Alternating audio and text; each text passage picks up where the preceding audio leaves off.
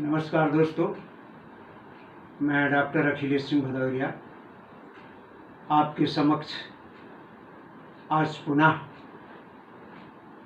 शिक्षा के प्रश्नों की श्रृंखला में हम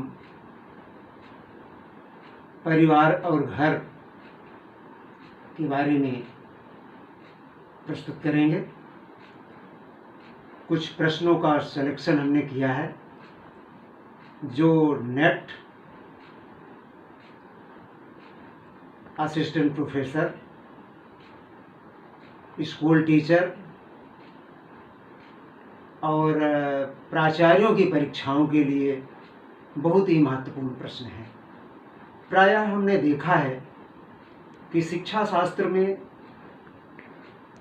शैक्षिक सामग्री का अभाव है और जो कुछ भी हैं तो बहुत अच्छी नहीं है। इसलिए मैंने बहुत अच्छी शिक्षा सामग्री को आपके समक्ष प्रस्तुत करेंगे और उम्मीद है कि यदि आप इस सामग्री को अपने अध्ययन में शामिल करेंगे तो आपकी सफलता में कोई संदेह नहीं है। और इसे हम भाग बाई भाग प्रस्तुत कर रहे हैं। भविष्य में अगर आप YouTube पर देखते हैं तो भाग 1, भाग 2, भाग 3 जो भी आप चाहेंगे वो शिक्षा सामग्री आपके सामने प्रस्तुत होगी और इस लिहाज से आप उससे वंचित नहीं हो पाएंगे। कभी आपको पढ़ने का टाइम नहीं मिलता है तो आप दूसरे दिन टाइम नहीं मिलता तो तीसरे दिन एक सीक्वेंशियल स्टडी आप कर सकते हैं। तो हम आपको प्रस्तुत कर रहे हैं अपने प्रश्नों की श्रृंखला में आगे। तो शिक्षा तथा घर में आज भाग 3 में पहला प्रश्न है, माताएं आदर्श अध्यापिकाएं हैं। फ्राबेल का यह विचार किसके विचार से समानता रखता है? ये बहुत अच्छा प्रश्न है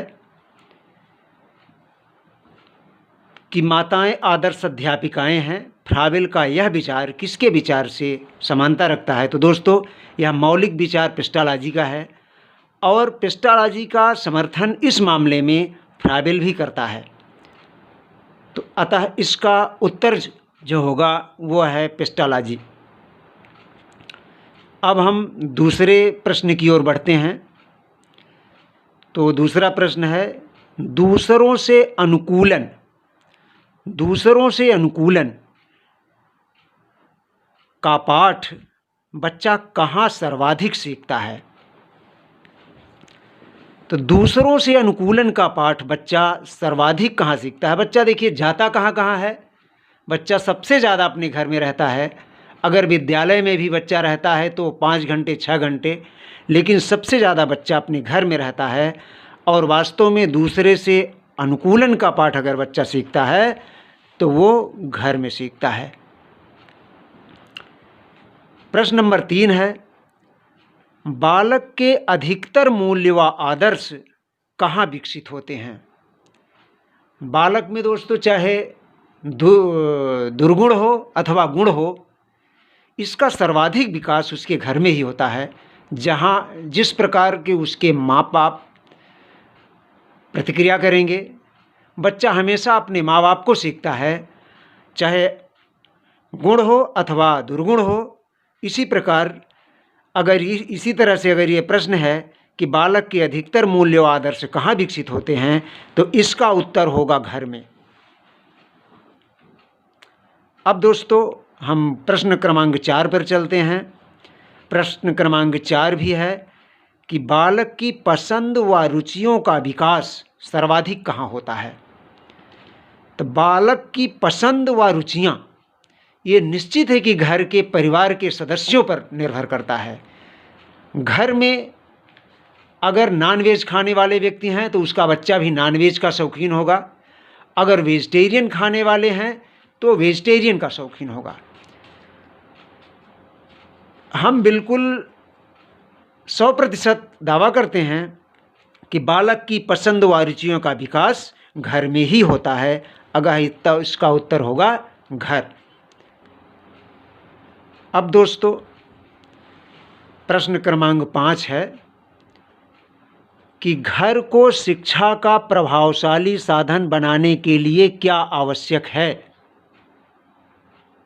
घर शिक्षा का प्रभावशाली साधन बने, इसके लिए क्या आवश्यक है? तो इसको हम कई तरह से प्रश्नों के रूप में प्रस्तुत कर सकते हैं, और चाहे नेट हो, चाहे असिस्टेंट प्रोफेसर की परीक्षा हो, चाहे प्रिंसिपल की परीक्षा हो, चाहे शिक्षक की परीक्षा हो, इसमें से कई तरह के प्रश्नों को घुमा फिरा करके पूछा जा सकता है। तो ये चीज़ अगर हमको मालूम है कि घर को शिक्षा का प्रभावशाली साधन बनाने के लिए ये 5 चीज़ें आवश्यक हैं, तो चाहे जिस प्रकार का प्रश्न आए उसका उत्तर हम बहुत ही आसानी से कर सकते हैं। तो पहला है पैतृक वातावरण का निर्माण। घर में माता पिता जिस तरह का वातावरण निर्मित करेंगे, जितना अच्छा से अच्छा वातावरण निर्मित करेंगे, उतना अच्छा से अच्छा घर का माहौल बनेगा और उतना ही प्रभावशाली सीखने के लिए अपना घर हो सकता है। तो पैतृक वातावरण का निर्माण पहला हो गया। दूसरा है भौतिक वातावरण। अब जिस प्रकार का हमारे घर की साज सज्जा है, जिस प्रकार की साफ सफाई है, उस प्रकार का हमारे घर का माहौल निर्मित होगा। घर को शिक्षा का प्रभावशाली साधन, शिक्षा ये निश्चित है कि एक अच्छी जगह पर शिक्षा, अच्छी जगह पर, साफ सुथरी जगह पर शिक्षा और सीखना ज़्यादा अच्छा होता है। तो भौतिक वातावरण, अगर वहाँ पर भौतिक वातावरण अच्छा है तो निश्चित है कि वह शिक्षा यानी लर्निंग जो है, वहाँ पर सीखने का जो वातावरण है वो निश्चित है कि अच्छा रहेगा। तीसरा है मानसिक वातावरण।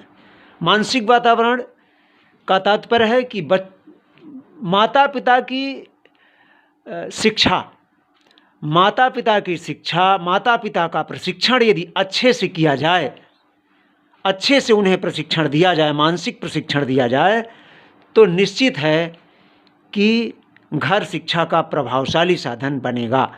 तीसरा है सामाजिक, चौथा है सामाजिक वातावरण।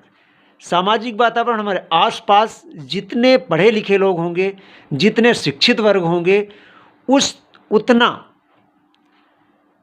अच्छा शिक्षा का माहौल बनेगा और उतना घर को शिक्षा का प्रभावशाली साधन उतने ही अच्छे से बनाया जा सकता है। तीसरा है सौंदर्यात्मक साधन। वास्तव में घर के आसपास, घर के कमरे, घर का रहन सहन जितना सुंदर बनेगा, घर के बाहर और अंदर जितने सुंदर साज सज्जा हमारी होगी, जितनी सुंदर जहाँ पर पढ़ने की व्यवस्था है, जहाँ पर बच्चा पढ़ता है, जितना सुंदर हम उसको बनाएंगे, निश्चित रूप से वह प्रभावशाली रहेगा। अब अगला है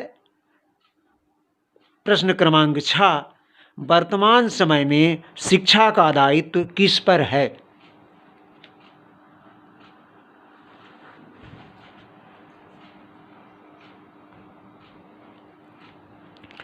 वर्तमान समय में शिक्षा का दायित्व किस पर है? तो वास्तव में वर्तमान समय में शिक्षा का दायित्व हमारे राज्य का है। राज्य यानी राष्ट्र से सब मतलब है। तो केंद्र में केंद्र सरकार और राज्य में राज्य सरकार का दायित्व है, अथवा सरकार का। जिस तरह से विकल्प हो उसमें, उस तरह आपको देख करके उसका आंसर चयन करना है। अब प्रश्न क्रमांक 7 है, प्राचीन काल में शिक्षा प्रदान करने का दायित्व किसे था? तो दोस्तों, प्राचीन काल में शिक्षा का दायित्व पूरा परिवार पर था। बच्चे की शिक्षा का दायित्व परिवार निर्वहन करता था। परिवार अच्छे गुरु की नियुक्ति करता था और परिवार जहाँ चाहता था, जिस प्रकार के गुरु के पास भेजना चाहता था, अपने बच्चे को भेजता था। अतः इसका उत्तर होगा परिवार का। धन्यवाद। और आगे हम पुनः इसी प्रकार आपके सेवा में हम उपस्थित होते रहेंगे और निश्चित है कि आप इसका अध्ययन करके लाभ उठाएंगे। धन्यवाद।